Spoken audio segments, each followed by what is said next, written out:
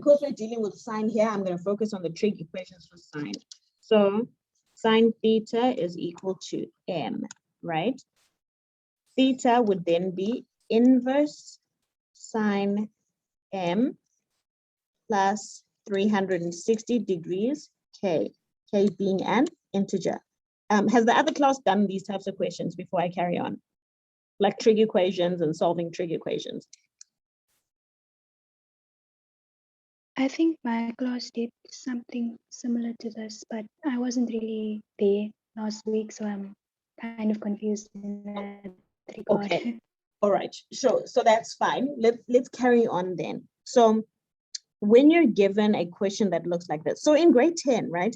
Remember we did questions that look like this. So sine theta is equal to a half, and they would ask you to solve that in grade 10, right? So what would we do? We would say, okay, I know how to solve this. I would say inverse sine both sides, right?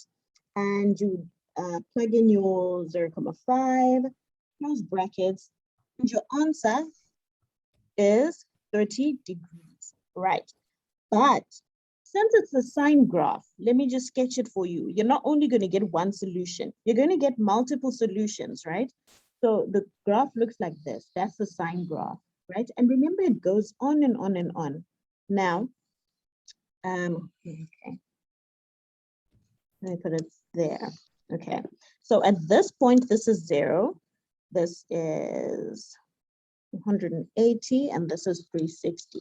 Now, and this is your x, obviously, and this is your y. Now, what this means, right?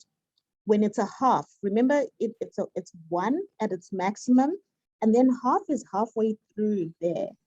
Look how many solutions you can get. You can get 1. This is the first one. This is the 30 degrees. Then there's another one here, and there's another one there, right? 360, this relates to the period of the graph, okay? Period means the complete wavelength it makes, okay? That's what it means.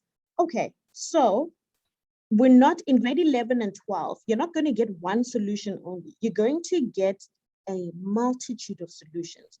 I've only shown you from 0 to 360, but your graph can also carry on this way, right? Can you see like that? Okay, and then it's going to come up and again as well. Let me just erase the other stuff. At that point, you can also get negative x values like that. This can carry on, and then you get another value here for when it's a half, 0.5, okay? Right, so that's what this means. This is the first one, okay? And then the second one is 180 degrees minus inverse sine whatever your m was plus 360 degrees k, k being an integer, okay? Right, so that's the general solution. Now, if we take it back to the sine theta is equal to a half, right?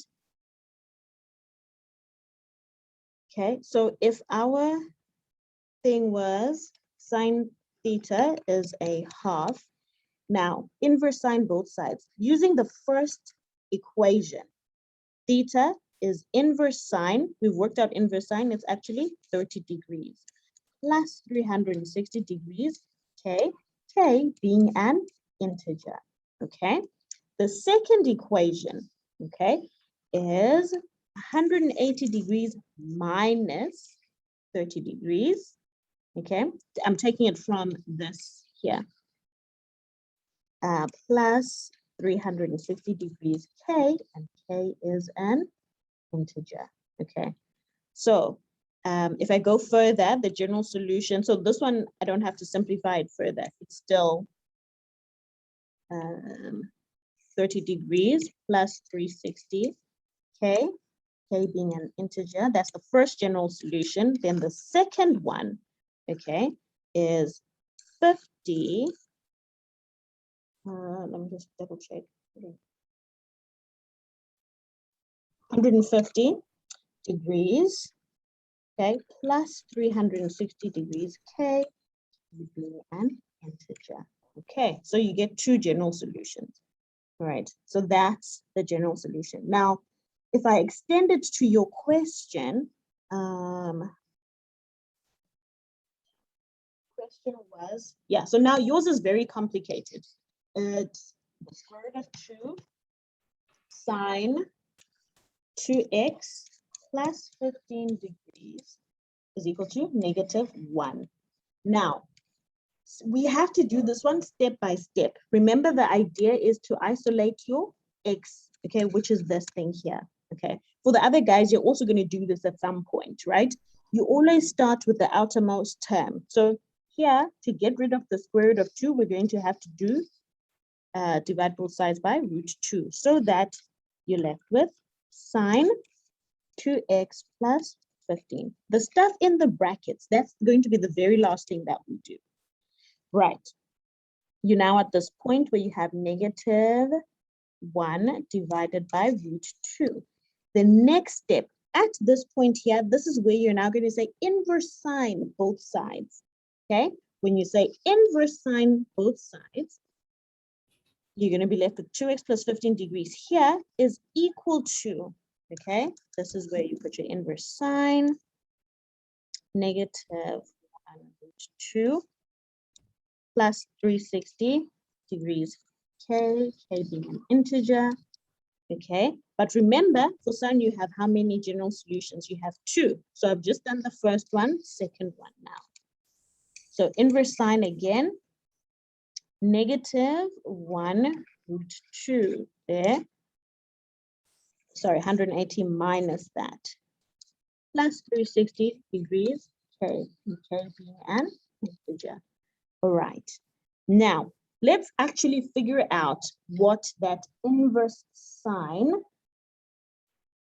-1 divided by your √2 is equal to.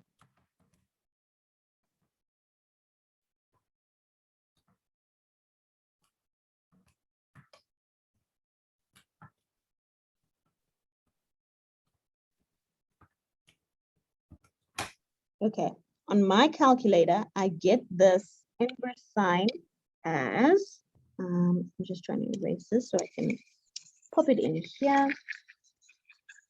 I got -45. So this is -45 degrees. Then here, remember it's 180 minus 45 degrees. Okay. Let's simplify. Okay. Remember, the idea is to be only left with x on one side, right? So let's take the first equation. Okay. 2x equals, you had plus 15, you take it over, it's going to become negative, right? So -45 degrees minus 15 plus 360 degrees. K, k being an integer, right? Simplify it further. -45 minus 15, -60 plus 360 degrees. K is an integer. Now, very last thing, divide both sides by 2. Now, my x is then equal to -30 degrees plus 180 degrees, k being an integer. So I've solved my first one completely. So that's the first one.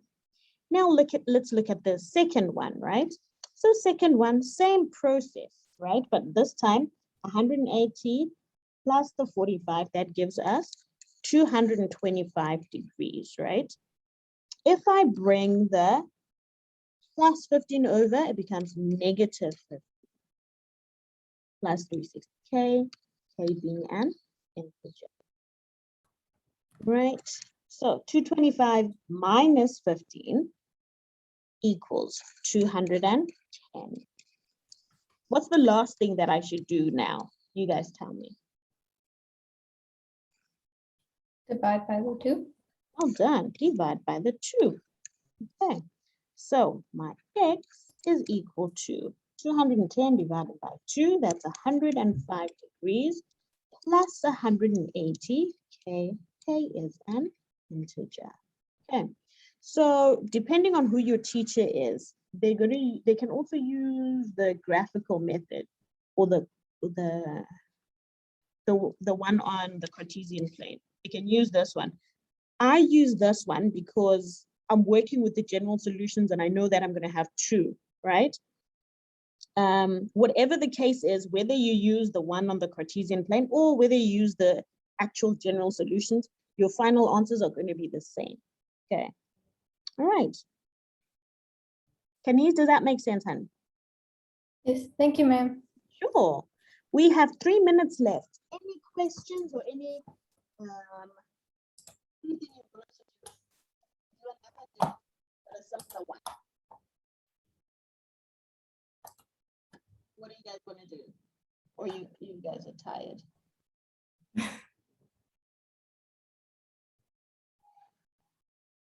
Any suggestions? Okay, I'm gonna do a quick one, right? So they're gonna ask you to find the general solution of the following, right? So this time let's work with cos x is equal to, let me see, let's make it root 3/2. Okay, we want to find the general solution of this. Now, with cos, you're also going to have 2, but the difference is now this time x or theta equals plus or minus cos inverse, whatever the m was, plus 360 degrees, k, and k being an integer. Okay, now, for this one, we've got x's here, so let's work out inverse cos the root 3 divided by 2. Let's see if it's going to work for this one. Now, first things first, x is equal to 30 degrees. Now, theta equals plus or minus 30 degrees plus 360 degrees k, and k is an integer. Why do we say plus minus for this one? Now, remember with your cos graph, it looks like this, okay? It starts off at 0 here, okay? Ends up at 360, okay? And then right in the middle, this one is 180. Okay, root 3/2 is equal to 0,866. So it's somewhere over here, okay? So this is root 3/2, but it also goes this way, right? So as you can see, you're also going to have a value here. So look, this one was 30 degrees, and look at this one. This one is negative 30. So that's what the plus and minus means. And remember, period of sine and cos is 360. For tan, it's going to be 180. Okay. So those are the two general solutions, sine and cos. Maybe next time we'll do tan, but tan is also quite simple.